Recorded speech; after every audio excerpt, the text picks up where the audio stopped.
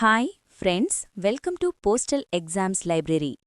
ఈ వీడియోలో postal department నుండి రిలీజ్ అయిన జీడీఎస్ జాబ్స్కి సెలెక్ట్ అయిన క్యాండిడేట్స్ ఫిజికల్ డాక్యుమెంట్ వెరిఫికేషన్ కోసం కావాల్సిన ఆర్ రిక్వైర్డ్ డాక్యుమెంట్స్ కోసం చూద్దాం. సో ఫ్రెండ్స్, వీడియో స్కిప్ చేయకుండా చివరి వరకు చూడండి, క్లియర్గా మీకు అర్థమవుతుంది.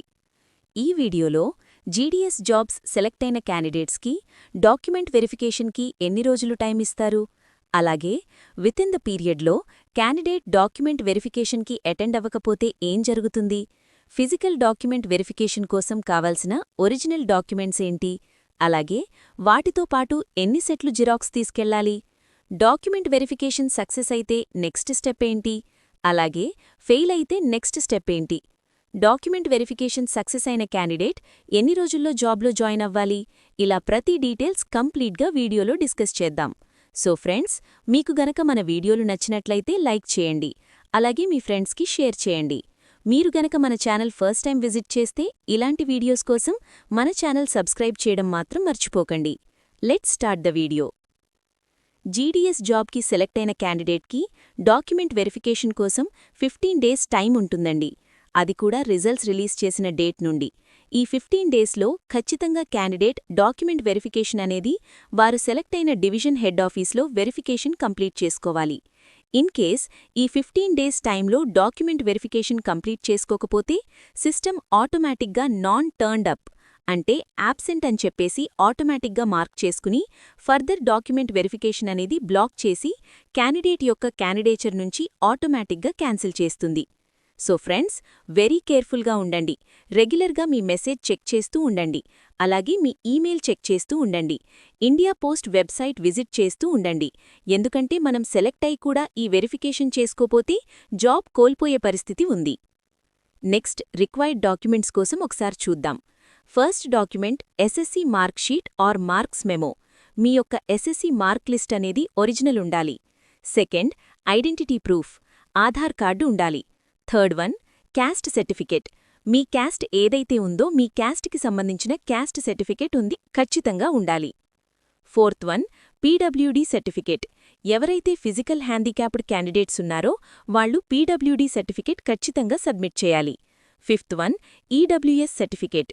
ఎవరైతే ఈడబ్ల్యూఎస్ క్యాండిడేట్స్ ఉన్నారో వాళ్లు ఈడబ్ల్యూఎస్ సర్టిఫికేట్ అనేది ప్రొడ్యూస్ చేయాలి. Sixth one, transgender certificate. ఎవరైనా ట్రాన్స్జెండర్ ఉన్నారంటే వాళ్లు ట్రాన్స్జెండర్ సర్టిఫికేట్ అనేది ప్రొడ్యూస్ చేయాలి. Seventh one, date of birth proof కోసం date of birth certificate. Eighth one, medical certificate. Medical certificate కోసం ఒకసారి చూస్తే క్యాండిడేట్ సబ్మిట్ చేసే మెడికల్ సర్టిఫికేట్ అనేది any government hospital or government dispensary or government primary health centre PHC medical officer ద్వారా ఇచ్చింది అయ్యుండాలి. So ఎవరైతే సర్టిఫికేట్ క్యాండిడేట్స్ ఉన్నారో వాళ్ళు నియరెస్ట్ గవర్నమెంట్ హాస్పిటల్కి వెళ్లి మెడికల్ ఆఫీసర్ ద్వారా మెడికల్ సర్టిఫికేట్ తీసుకుని సబ్మిట్ చేయాలి. అండ్ క్యాండిడేట్స్కి ఒక ఇంపార్టెంట్ విషయం చెప్పాలనుకుంటున్నాను. అందరి దగ్గర సర్టిఫికేట్స్ అనేవి ఉంటాయి, కానీ అవి ఎలా ఉన్నాయి అనేది చాలా ఇంపార్టెంట్. అన్నీ పర్ఫెక్ట్గా ఉన్నాయా లేవా అన్నది క్లియర్గా చెక్ చేసుకోవాలి. ఈ జీడీఎస్ జాబ్ అనేది 10th క్లాస్ బేస్ మీద వస్తుంది కాబట్టి దీనికి మెయిన్ బేస్ ఏంటంటే 10th క్లాస్ మార్క్స్ మెమో అండి, ఆర్ మార్క్స్ షీట్. సో ఈ మార్క్స్ మెమో ద్వారా జీడీఎస్ అప్లికేషన్కి అప్లై చేస్తాం కాబట్టి 10th క్లాస్ సర్టిఫికేట్లో క్యాండిడేట్ నేమ్ ఏ విధంగా ఉందో అలాగే మీరు అప్లై చేసే అప్లికేషన్లో కూడా సేమ్ అదే విధంగా ఉండాలి. అలాగే ఫాదర్ అండ్ మదర్ నేమ్ కూడా సేమ్ మ్యాచ్ అవ్వాలని, వితౌట్ స్పెల్లింగ్ మిస్టేక్. మీ రిమైనింగ్ సర్టిఫికేట్స్, ఆధార్ కార్డ్లో కూడా మీ 10th సర్టిఫికేట్లో మీ నేమ్ ఎలా ఉందో అలాగే మీ ఫాదర్ నేమ్ ఎలా ఉందో సేమ్ ఆధార్ కార్డ్లో కూడా సేమ్ యాజ్ ఇట్ ఈస్గా అలానే ఉండాలి. ప్లీజ్ ఒకసారి అందరూ చెక్ చేసుకోండి.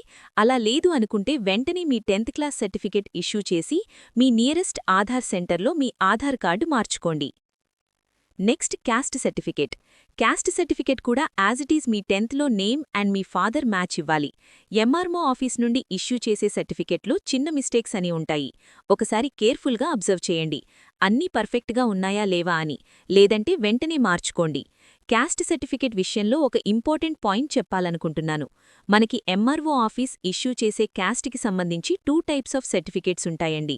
అవేంటంటే, ఒకటి కంప్లీట్గా మన క్యాస్ట్ కోసం ఉంటుంది, ఓబీసీ అయితే ఓబీసీ అని, ఎస్సీ అయితే ఎస్సీ అని, ఎస్టీ అయితే ఎస్టీ అని చెప్పేసి.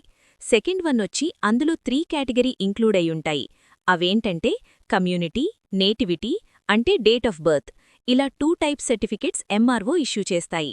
సో క్యాండిడేట్స్ ఏ సర్టిఫికెట్ ప్రొడ్యూస్ చేయాలంటే ఫస్ట్ సర్టిఫికెట్ సింగిల్గా ఓబీసీ అయితే ఓబీసీ, ఎస్సీ అయితే ఎస్సీ, ఎస్టీ అయితే ఎస్టీ అని చెప్పేసి సింగిల్గా ఉండేది మస్ట్ అండ్ షుడ్గా ప్రొడ్యూస్ చేయాలి. మిగతాది రిమైనింగ్ ఉన్నా కూడా నో ప్రాబ్లం, కానీ ఫస్ట్ చెప్పిన సర్టిఫికెట్ అయితే ఖచ్చితంగా ఉండాలి. అలాగే రిమైనింగ్ సర్టిఫికెట్ పీడబ్ల్యూడీ సర్టిఫికెట్ అలాగే ఈడబ్ల్యూఎస్ సర్టిఫికెట్ కూడా ఎవరైతే క్యాండిడేట్స్ ఉన్నారో వాళ్లు ఖచ్చితంగా మ్యాచ్ అవ్వాలి. Date of birth certificate me 10th లో ఏదైతే ఉందో అదే విధంగా డేట్ ఆఫ్ బర్త్ని కూడా సేమ్ అలానే ఉండాలి. ఎవరైతే మంచి మార్కులు ఉండి ఉన్నారో క్యాండిడేట్స్ ముందుగానే వాళ్లు ఇలాంటివన్నీ చెక్ చేసుకుని ఏవైనా మిస్టేక్స్ గమనిస్తే వాటిని రెక్టిఫై చేసుకోండి. ఎందుకంటే వితిన్ షార్ట్ పీరియడ్ ఇలాంటి సర్టిఫికెట్ కరెక్షన్స్ చేయాలంటే టైం సరిపోదు. ఈ 8 ఒరిజినల్ సర్టిఫికేట్స్తో పాటు 8 ఒరిజినల్ సర్టిఫికెట్లు 2 సెట్లు జిరాక్స్లనేవి సెల్ఫ్ అటాక్టెడ్ జిరాక్స్లనేవి పట్టుకెళ్లాలు క్లియర్గా చెప్తున్నారు. ఈ డాక్యుమెంట్ వెరిఫికేషన్లో మీ డాక్యుమెంట్స్ అనేది ఫిజికల్ వెరిఫికేషన్తో పాటుగా అన్ని original documents API Setu app or DigiLocker app or official website of educational board వెబ్సైట్లు వెరిఫై చేస్తారు. ఇన్కేస్ కొంతమంది క్యాండిడేట్స్ సర్టిఫికెట్స్ ఏవైనా మ్యానిక్యులేట్ చేసినా సరే అక్కడ ఆటోమేటిక్గా డిజిటల్గా డౌన్లోడ్ అవుతాయి. కాబట్టి అక్కడ వెరిఫికేషన్లో ఖచ్చితంగా దొరికిపోతారు. సో క్యాండిడేట్స్కి నా సజెషన్ ఏంటంటే డిజిలాకర్ యాప్లో లాగిన్ అయ్యి లాకర్ యాప్లో మీ సర్టిఫికెట్స్ డౌన్లోడ్ అవుతున్నాయో వేదో ఒకసారి చెక్ చేసుకోండి. ఈ డిజిలాకర్ యాప్లో ఆర్ ఏపీఐ సేతు యాప్లో మీ సర్టిఫికెట్స్ అనేవి అపియర్ అవ్వకపోతే క్యాండిడేట్ యొక్క క్యాండిడేచర్ రిజెక్ట్ చేస్తామని చెప్తున్నారు. అడిషనల్గా కంప్యూటర్ నాలెడ్జ్ సర్టిఫికెట్ ఉండాలి.